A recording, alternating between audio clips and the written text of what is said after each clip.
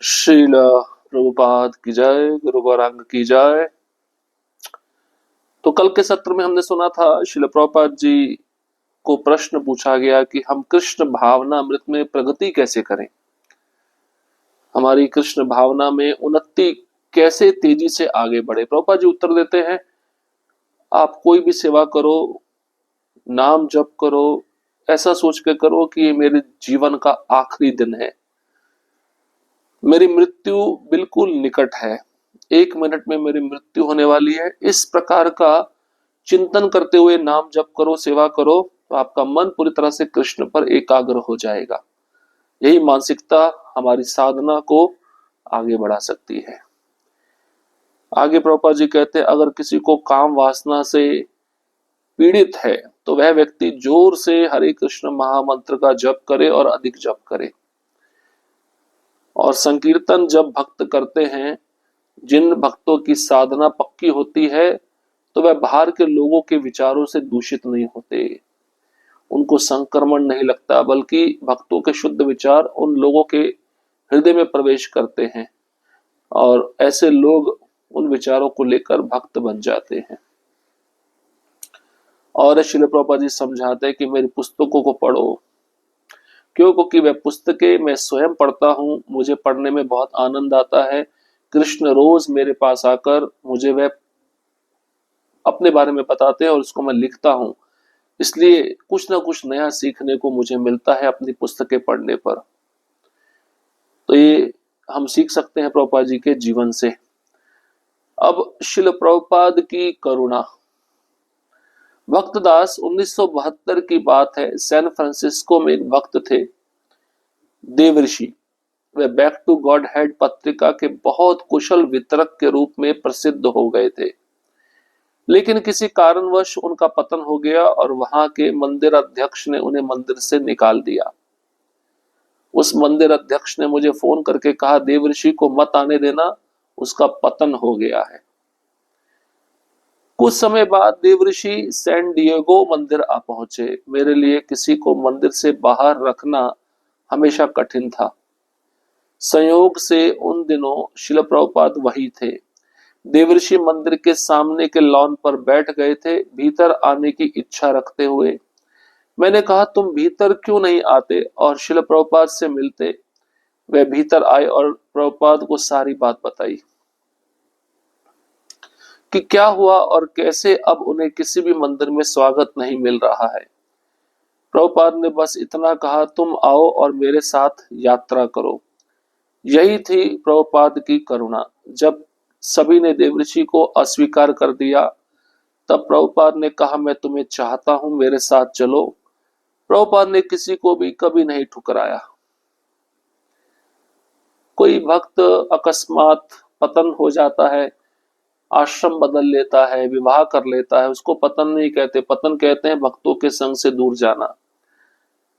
अब भक्त आश्रम बदल रहा है तो उसको मंदिर से नहीं निकाला जाना चाहिए।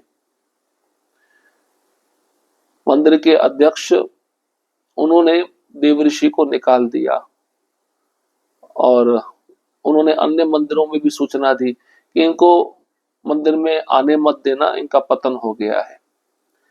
अब कुछ समय के बाद उस भक्त को पता चला किसी भी मंदिर में मुझे स्वीकार नहीं किया जा रहा है, तो वह भक्त सैन डिएगो मंदिर पहुंचा और बाहर का जो लॉन था मंदिर का, उससे बाहर बैठा और देवऋषि को मंदिर के सामने लॉन पर बैठे हुए एक भक्त ने देखा।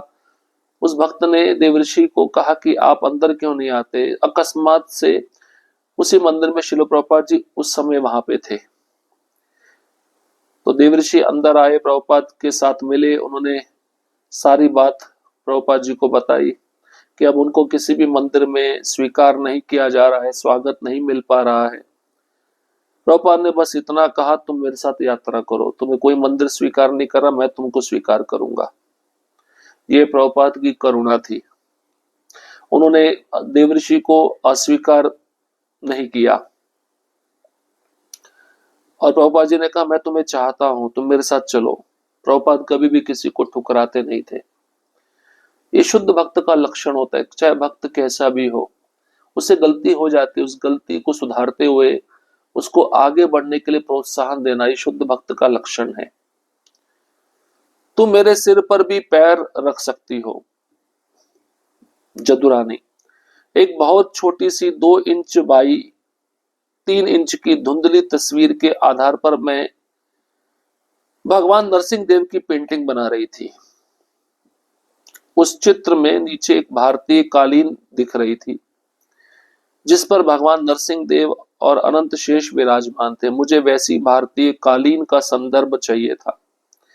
याद आया कि शिल प्रभुपाद जहां बैठते थे ठीक पीछे दीवार पर सीताराम और हनुमान की एक तस्वीर टंगी थी जिसमें नीचे एक सुंदर भारतीय कालीन बनी हुई थी। शिल प्रभुपाद उस समय अगल बगल के कमरे में कार्य कर रहे थे, इसलिए मैं चुपचाप वहां गई। लेकिन वह चित्र कुछ दूर था और उसे साफ देखने के लिए मुझे प्रभुपाद की चटाई पर चढ़ना पड़ता। मैं चटाई पर नहीं चढ़ना चाहती थी, इसलिए किनारे खड़े खड़े तस्वीर देखने की कोशिश में बार बार उछल रही थी। शिल प्रभुपाद ने मुझे देखा और पूछा, तुम ये क्या कर रही हो? मैंने उत्तर दिया, मैं इस तस्वीर को देखकर अपनी पेंटिंग के लिए संदर्भ लेना चाहती हूँ, लेकिन आपकी चटाई पर कदम नहीं रखना चाहती। वह चटाई दिन में प्रभुपाद के बैठने के लिए और रात में सोने के लिए प्रयोग होती थी। शिल प्रभुपाद ने कहा, कृष्ण की सेवा में तुम मेरे सिर पर भी पैर रख सकती हो। यही उनकी संपूर्ण भावना थी। कृष्ण की सेवा के लिए वे किसी भी प्रकार का त्याग करने को सदैव तत्पर रहते थे।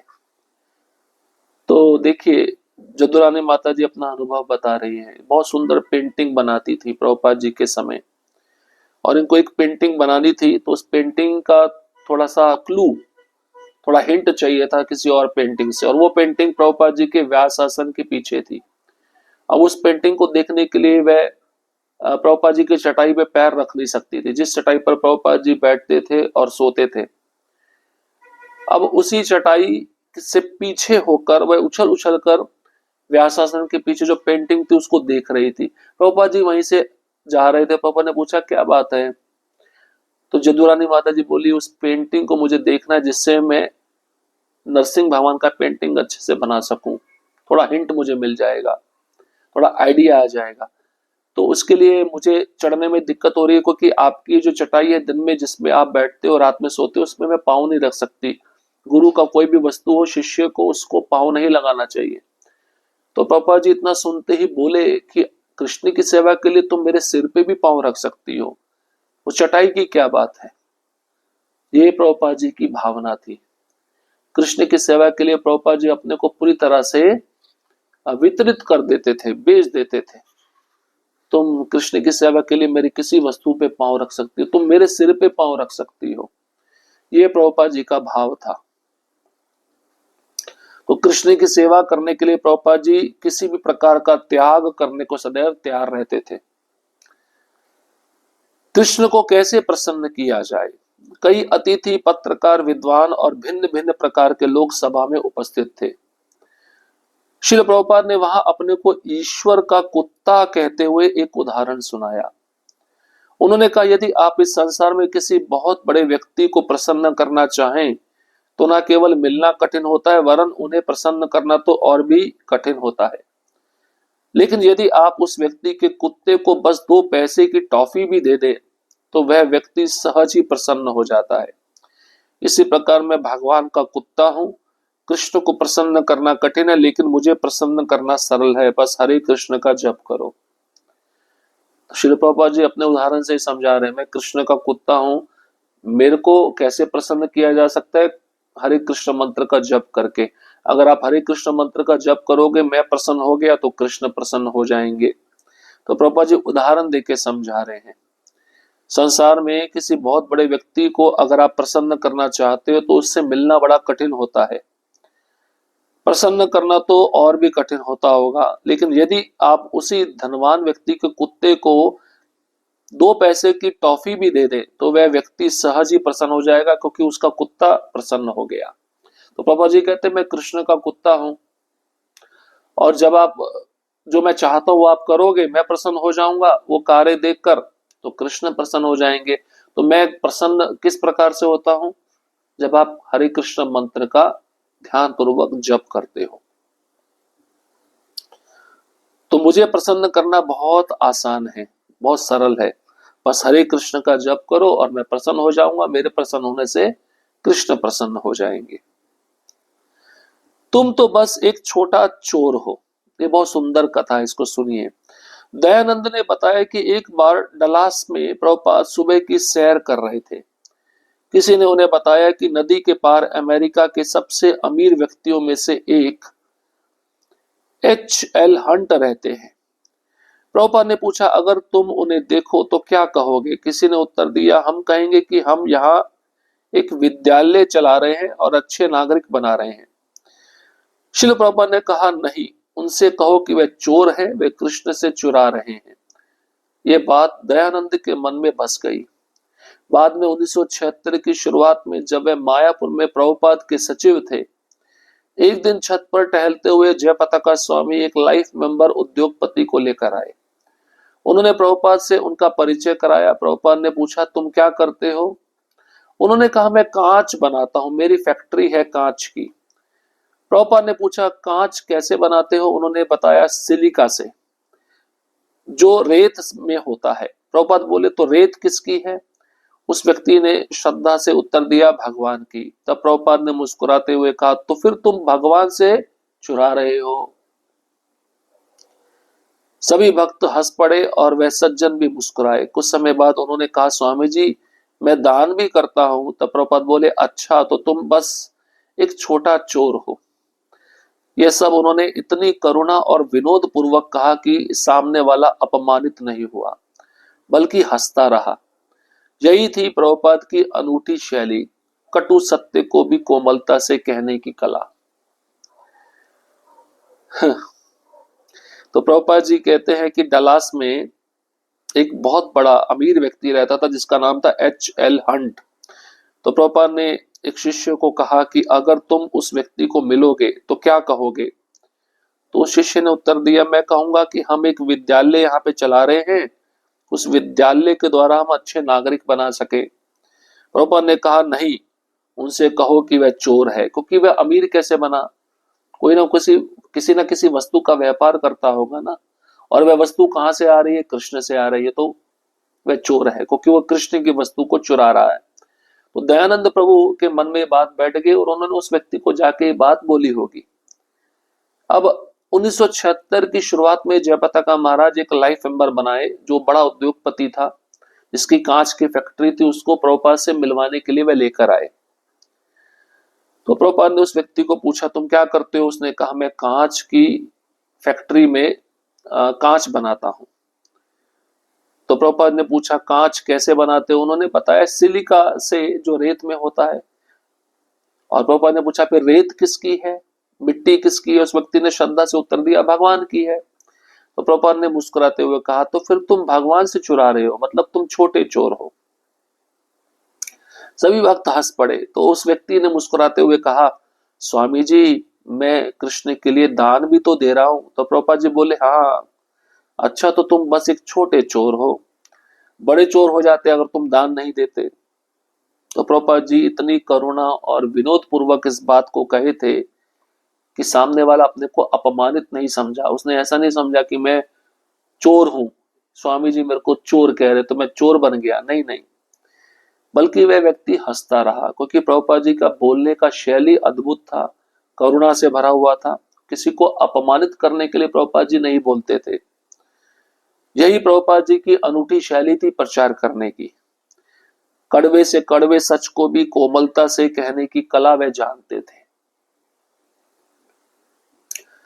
तो प्रचार की शैली ऐसी होनी चाहिए कि सत्य को हम ऐसे सुनाएं कि दूसरे को कड़वा ना लगे। तो सत्य बोलने की भी कला होती है, इस कला को हमें आचार्यों से सीखना चाहिए, जिससे वह व्यक्ति अपमानित भी ना हो और आगे चलकर भक्ति में आगे बढ़े, नाम जप करे और कृष्ण की सेवा जीवन भर करता रहे। तो इस प्रकार से प्रभुपाद जी सुंदर प्रचार करते थे। प्रभुपाद जी ने हमें गूढ़ तत्व बताया कि कृष्ण को कैसे प्रसन्न किया जा सकता है, और श्री प्रभुपाद जी कृष्ण की सेवा करने के लिए अपने को भी समर्पित करने के लिए तैयार थे। हरे कृष्ण कृष्ण कृष्ण हरे हरे, हरे राम राम राम हरे हरे। श्रील प्रभुपाद की जय, गुरु गौरांग की जय।